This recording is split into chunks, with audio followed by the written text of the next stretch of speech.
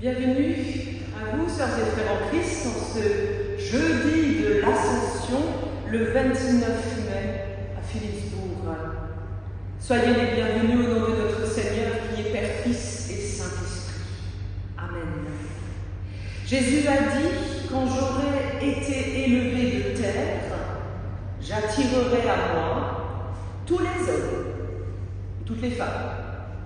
Parole dans l'évangile de Jean 12. C'est la fête de l'Ascension aujourd'hui. Le Seigneur a dit à ses disciples, je suis avec vous tous les jours, jusqu'à la fin des temps. Telle est la promesse du Seigneur, celle qu'il a faite à ses disciples avant de retourner vers Dieu le Père.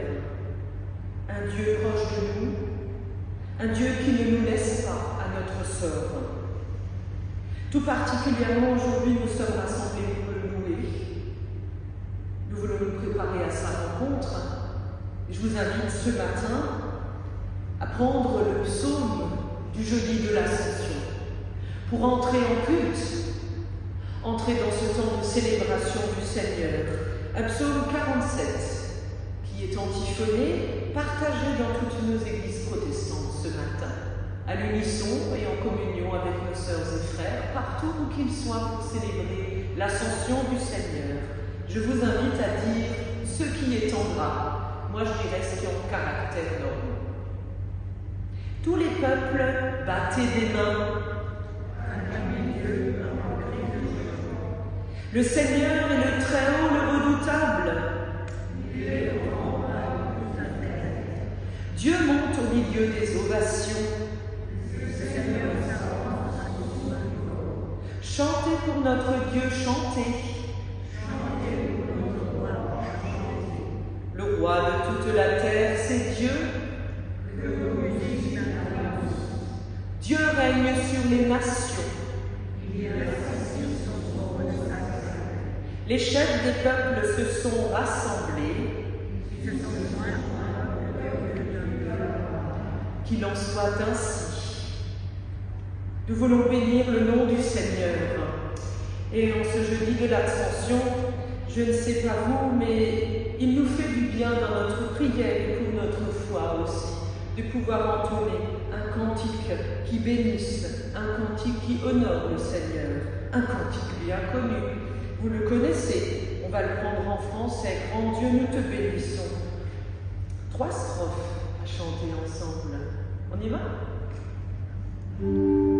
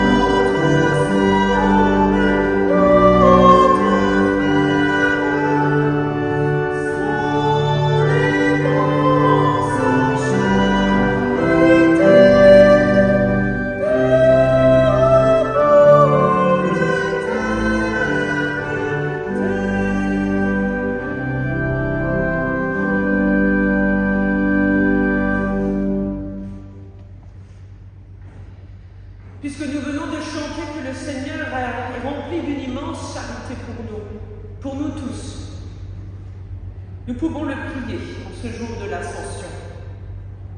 Le prier et lui déposer ce qui nous habite, ce qui nous a fait du tort, ceux qui nous ont fait du tort. Remettre nos colères, nos amertumes, nos tristesses, nos deuils, nos stress, et déposer devant Dieu tout ce qui fait de nous des êtres splendides, des merveilles, mais merveilleusement fragiles aussi. Prions le Seigneur. Je vous invite à vous lever si vous le pouvez. Seigneur Dieu, Père de toutes choses, par l'ascension de ton Fils, en ce jour, tu veux nous attirer à toi, comme toute l'humanité, nous élever. Seigneur, tu sais ce qui plombe nos cœurs, tu sais ce qui nous enfonce, tu sais ce qui nous blesse, tu nous connais profondément. Créateur de vie, nous t'en prions, prends pitié de nous. Oui Seigneur Jésus, tu es assis à la droite du Père et tu pries pour nous tous. Tu es le sauveur de toute l'humanité, nous t'en prions, prends pitié de nous Christ. Tu veux être un compagnon de route, être avec nous tous les jours jusqu'à la fin d'un monde. Seigneur, accompagne-nous. Accompagne-nous sur ce chemin de vie, sur les chemins de traverse, au milieu des embûches, des épreuves, du quotidien.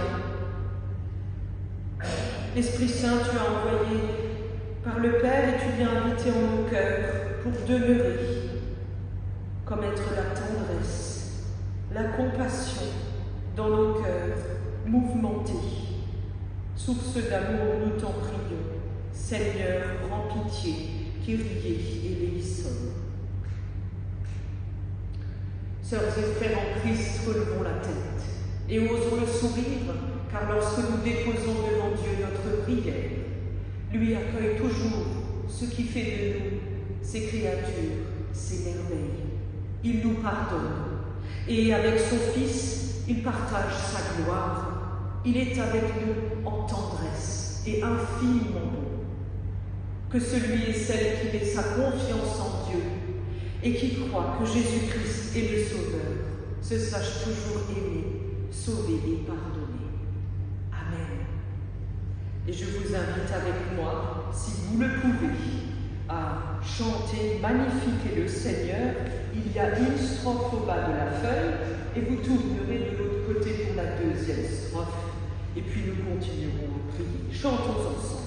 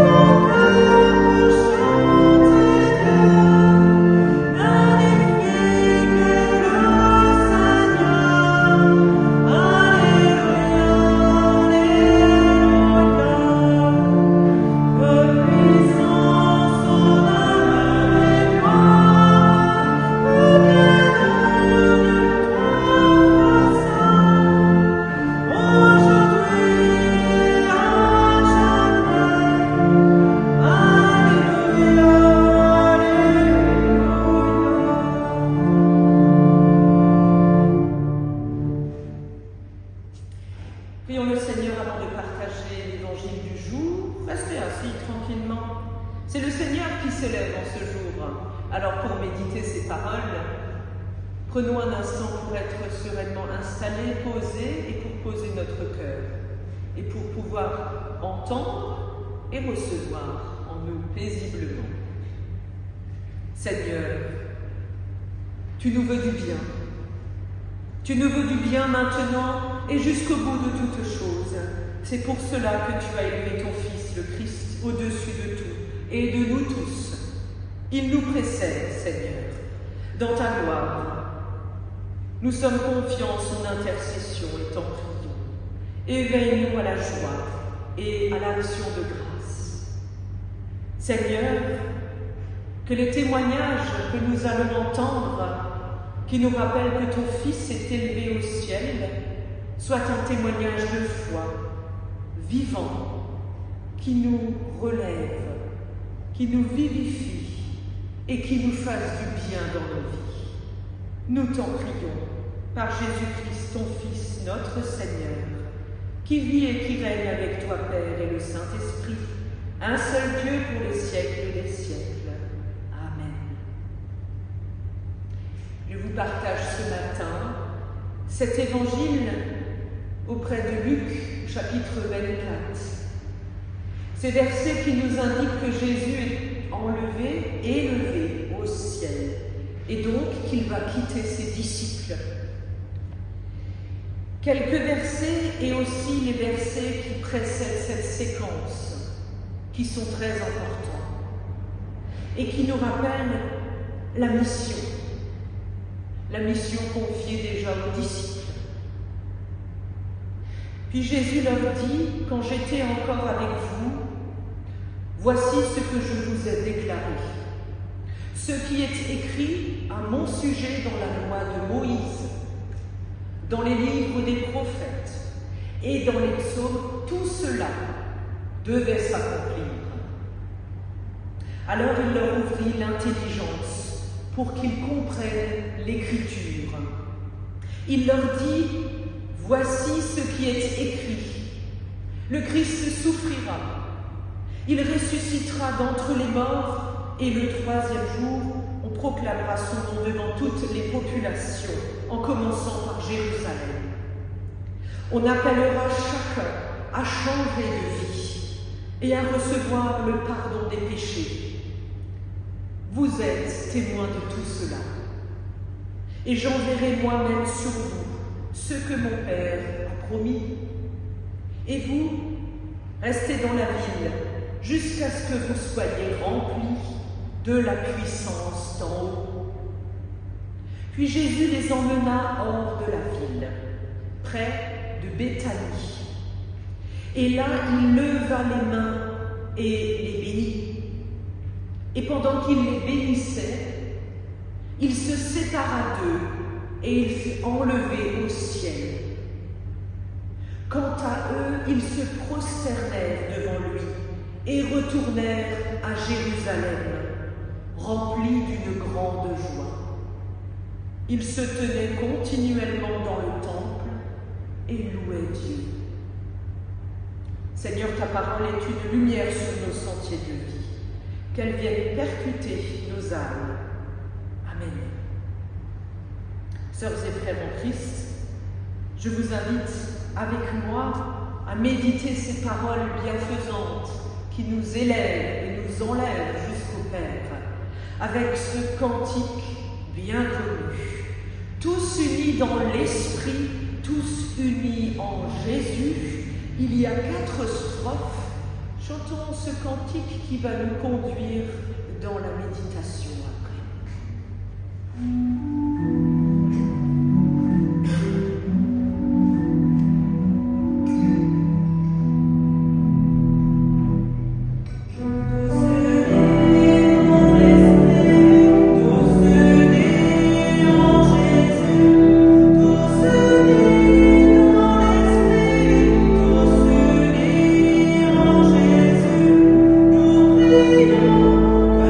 bientôt ce qui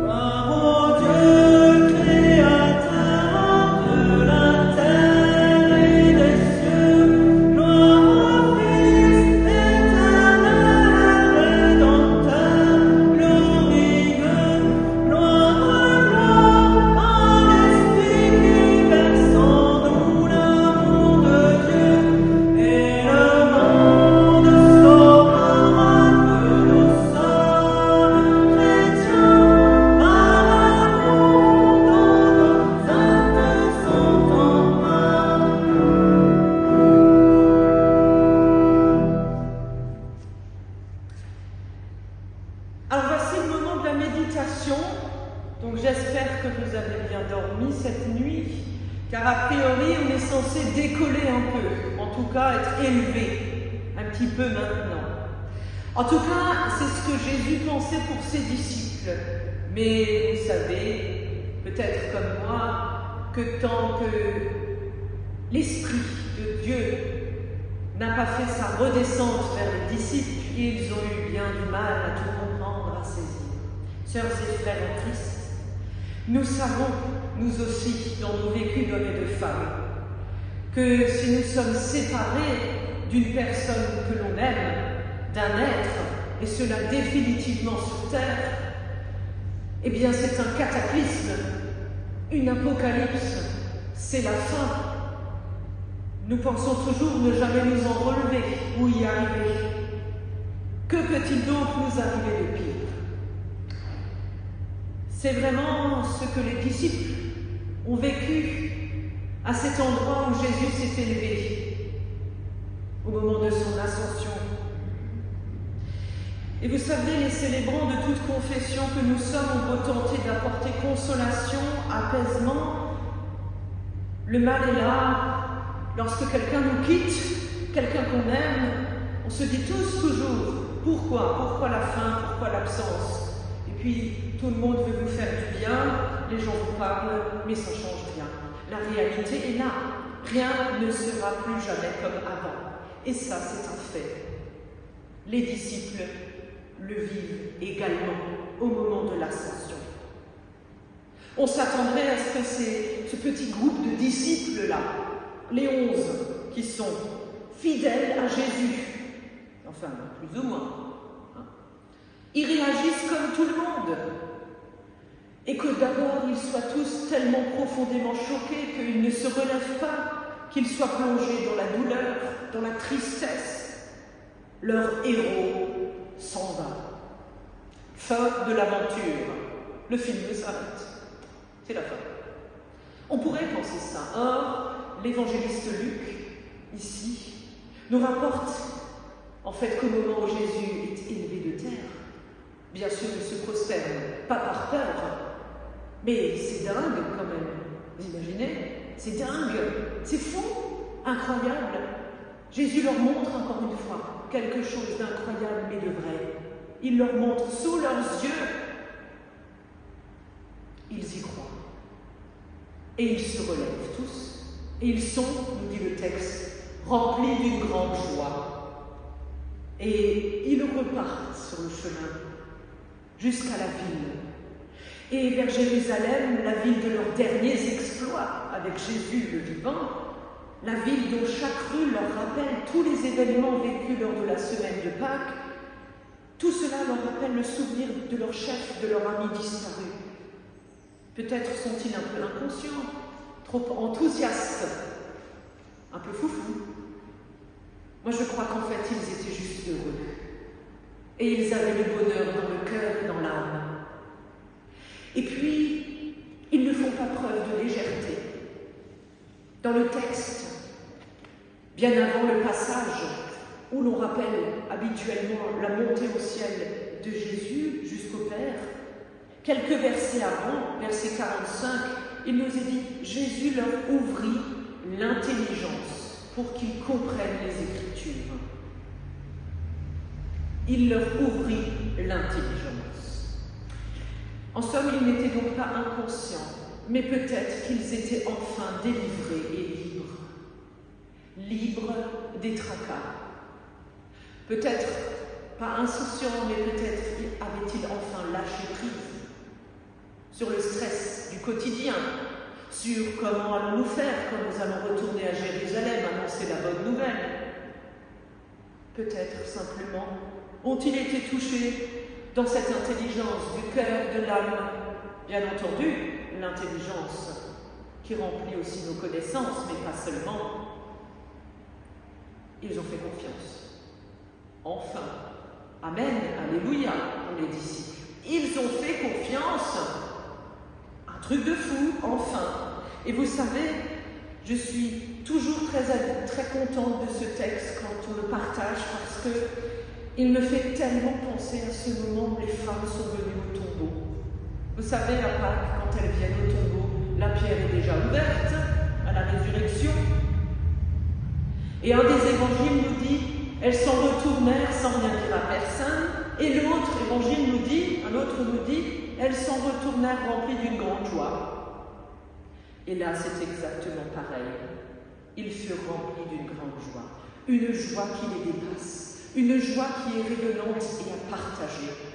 En somme, une bonne nouvelle. À ne pas garder pour soi. La montée au ciel, l'ascension, comme on dit souvent, ne signifie pas du tout que Jésus s'est retrouvé en état de lévitation extrême au-dessus du sol et à jouer, à faire les revenants. Ça n'a rien à voir. Luc, l'auteur des paroles ici, n'est pas plus bête ni plus naïf que nous, bien que 2000 ans nous séparent de lui. Il sait fort bien, comme nous, qu'à part les oiseaux, personne n'a la possibilité de s'envoler dans les nuages. Il faut donc comprendre ce passage de Luc avec intelligence. Qu'est-ce qu'être intelligent pour l'Évangile? Qu'est-ce que ça peut vouloir dire être intelligent pour l'Évangile?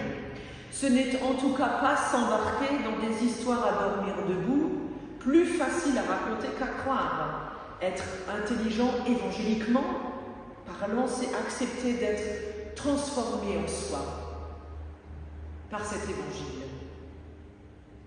Que peut bien vouloir dire Luc avec cette scène de séparation de Jésus avec ses bien-aimés amis? Même après le récit de la résurrection, qui proclame Jésus vivant pour toujours, on se dit, quoi? Il est vivant alors qu'on vient juste de dire qu'il était mort? Alors on croit qu'il est mort, qu'il est ressuscité, et maintenant il est revenu, et maintenant il part encore une fois? Ce n'est peut-être pas sur ce domaine-là, cette marche-là qu'il nous faut comprendre avec intelligence. Ce ne sont que des faits, en fait. Que des faits. Mais c'est peut-être davantage l'esprit de vie commune. Nous venons de chanter tous unis dans l'esprit de Dieu. C'est ça. C'est bien la vie commune, la vie de tout le monde que les disciples doivent maintenant continuer à mener. Ils redescendent vers Jérusalem. Ils louent Dieu dans le temple. Ils sont remplis d'une grande joie. Il n'y a pas d'échappatoire pour ses amis. Il n'y a pas d'échappatoire face aux lourdeurs de ce monde. La vie sera toujours ce qu'elle a été. Et vous savez comme moi qu'il y a plus de 2000 ans, c'était déjà pas facile de croire en Christ ressuscité. Peut-être encore moins facilement que maintenant. Les tracas, les soucis, les persécutions naissantes des croyants, tout cela était déjà là. La vie n'est pas plus facile, sachant que Jésus en plus s'élève vers le Père. Mais, des fois je dis mais, ou et en même temps, c'est peut-être mieux, en même temps, parce que c'est là un équilibre à trouver. En même temps, Jésus leur dit, ben voilà, la vie continue, de toute façon pour vous, comme elle est donnée. Mais vous avez, et je vous donne l'assurance au cœur, que vous n'êtes plus jamais seul. Maintenant et jusqu'à la fin, je suis avec vous. Même si je ne suis plus là physiquement, je demeure avec vous. Au fond, à travers cet épisode, on entend d'abord que tout a une fin. Voilà. Jésus qui apparaît aux disciples, tout le monde était tellement heureux de le revoir, de partager un moment. Super. Tout le monde était heureux. Et puis Jésus leur dit, mais ça ne peut pas durer éternellement comme ça, je ne peux pas rester auprès de vous. Mon Père a une mission pour moi et vous avez une mission. Toute bonne chose a une fin, on le dit souvent d'ailleurs dans le quotidien. Ainsi va la vie. Ainsi vont nos vies. Les disciples sont séparés de Jésus, certes, et c'est désormais un peu seuls dans leur intelligence, là, vraiment seuls qu'ils auront à vivre les choses, car ils vont devoir trouver l'équilibre entre ce qu'il y a là, et dans leur foi. Le cordon ombilical, on peut le dire avec Jésus, est bel et bien coupé. il forme maintenant vraiment une communauté de croyants. Et nous savons qu'à Pentecôte, c'est ce que nous célébrons chaque année, comme tous les chrétiens rassemblés, la naissance de l'Église. Là, c'est le moment à l'ascension où les disciples sont en face de leur lâcher-prise, responsabilité et de leur liberté. Que vont-ils en faire? Et c'est cette question, je pense, très personnelle aussi, que Jésus peut nous renvoyer plus de 2000 ans après. Que vas-tu faire maintenant de cette liberté que tu as de croire en moi? Tu crois en moi, le ressuscité, le vivant pour toujours. Mais que vas-tu en faire de ça? Vas-tu le garder pour toi? Souhaites-tu le partager? Souhaites-tu en témoigner? C'est difficile, tu n'y arriveras pas toujours, tu te sentiras seul.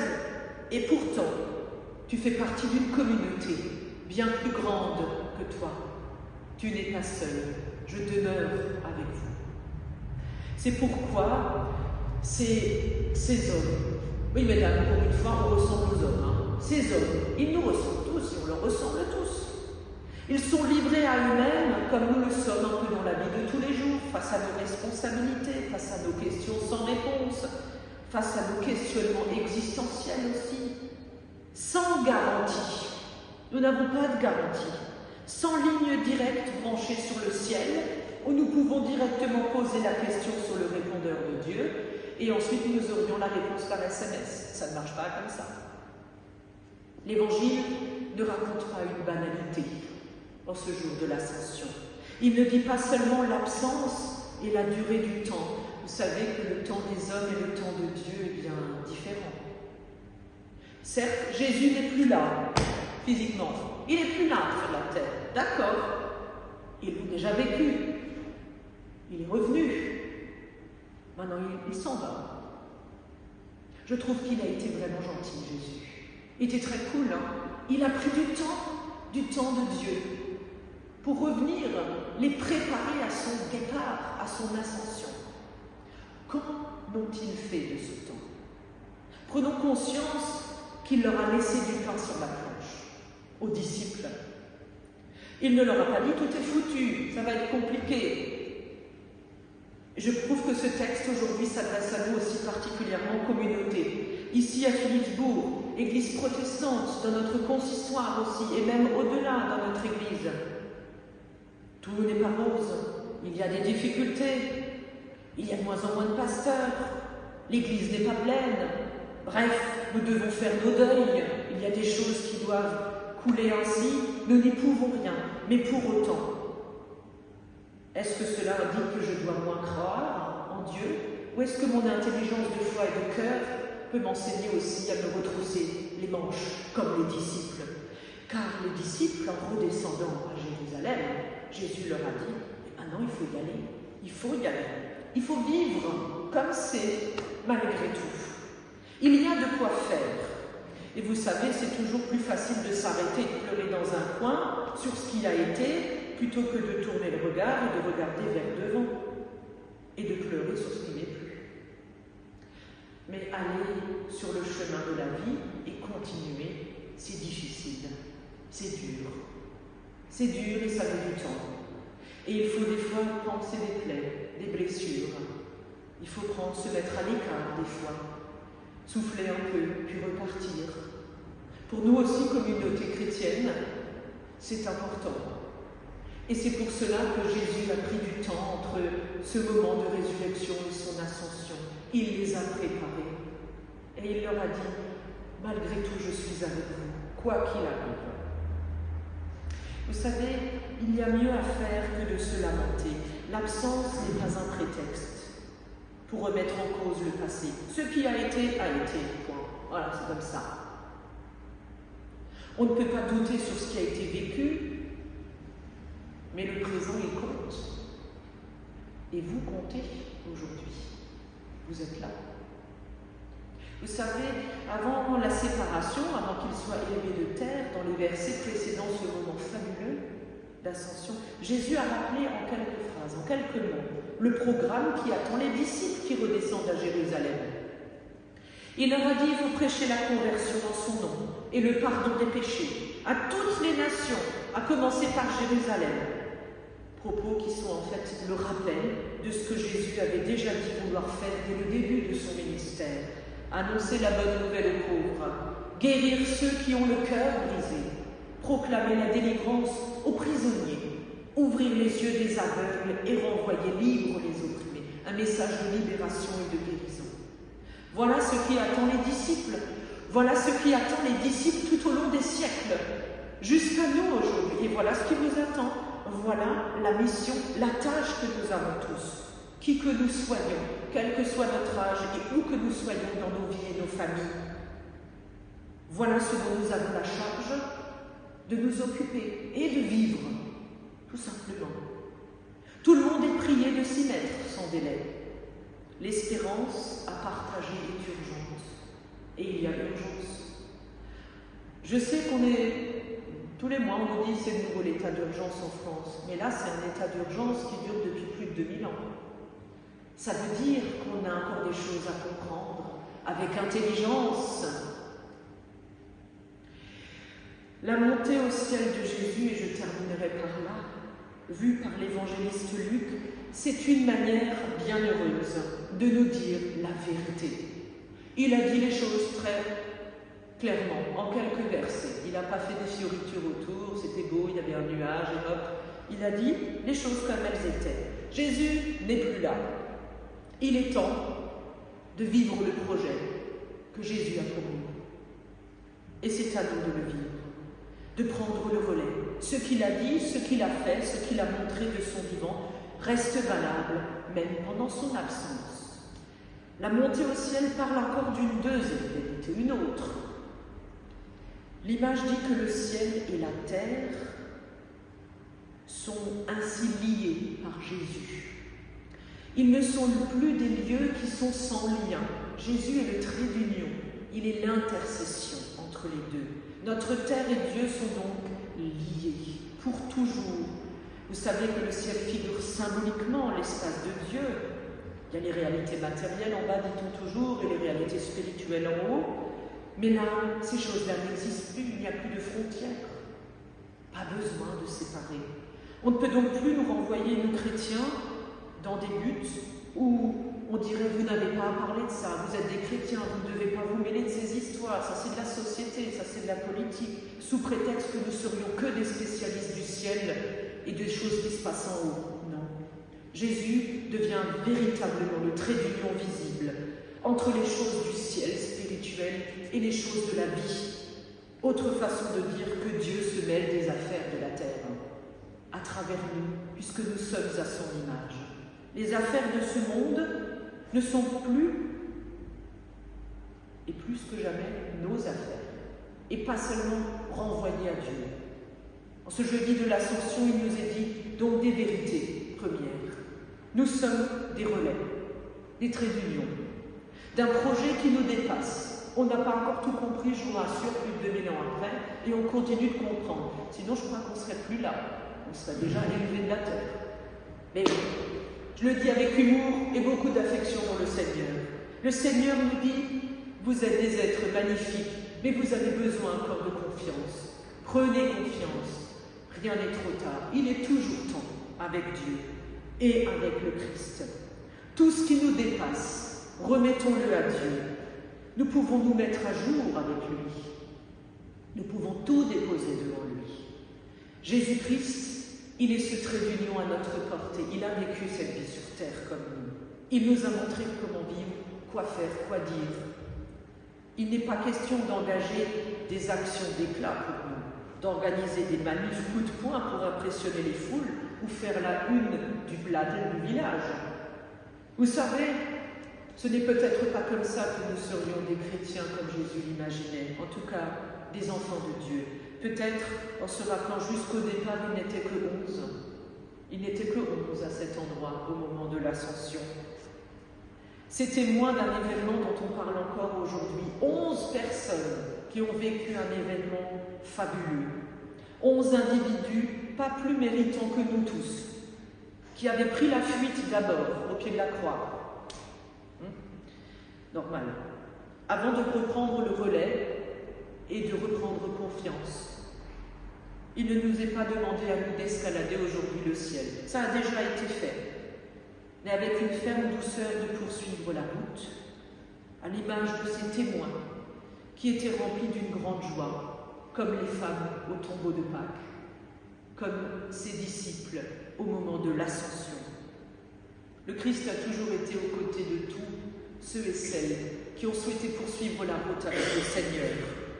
Il est donc à nos côtés, comme il l'a été aux côtés de ses disciples les premiers, et ce jusqu'à la fin du monde.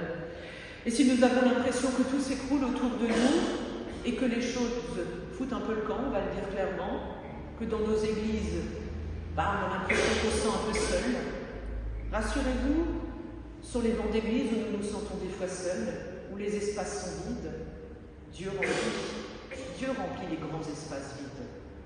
Il est donc très présent. Et nous pouvons être bénis et chanceux par sa présence. Alors, comme le dit l'Évangile, soyez heureux. Soyez heureux, car le Seigneur est avec vous, maintenant et pour toujours, ici comme pour celles et ceux au ciel. Amen.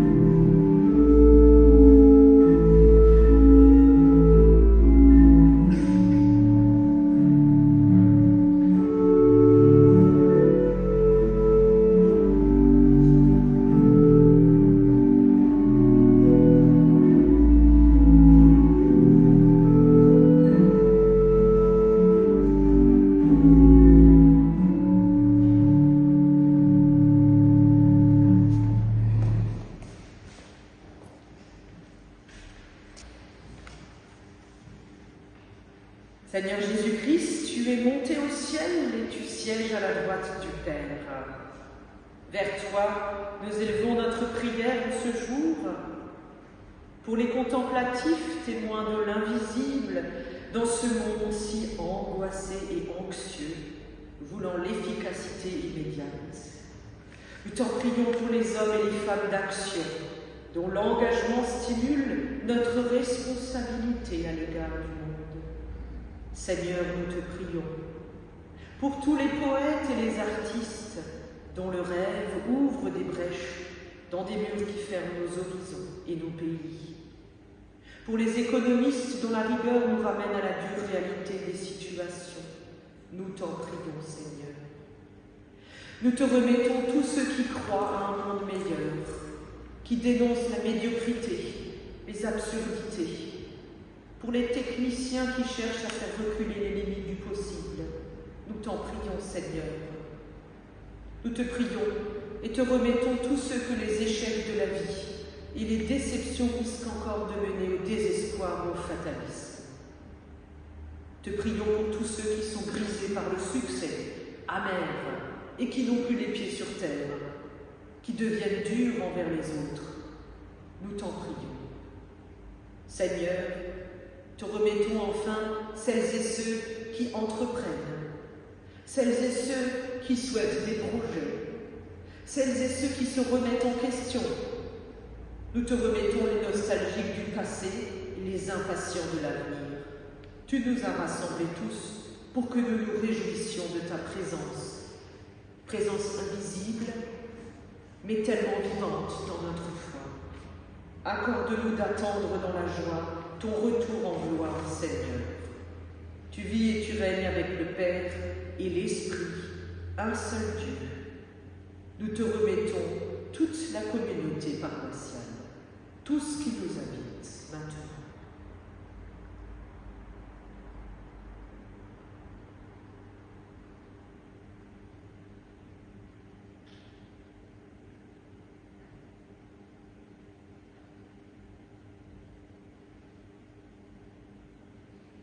Et nous te prions ensemble comme tes enfants. Toi, notre Père, qui es aux cieux, que ton nom soit sanctifié, que ton règne vienne, que ta volonté soit faite sur la terre comme au ciel. Donne-nous aujourd'hui notre pain de ce jour. Pardonne-nous nos offenses, comme nous pardonnons aussi à ceux qui nous ont offensés.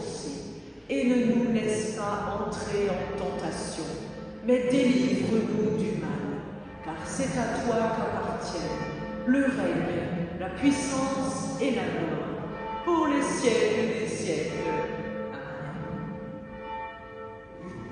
Au moment où les cloches retentissent pour inviter toutes celles et ceux qui sont à la maison et annoncer la résurrection de notre Seigneur, comme toujours par ces cloches, nous voulons chanter en toi, Seigneur, est notre espoir, les 4 strophes.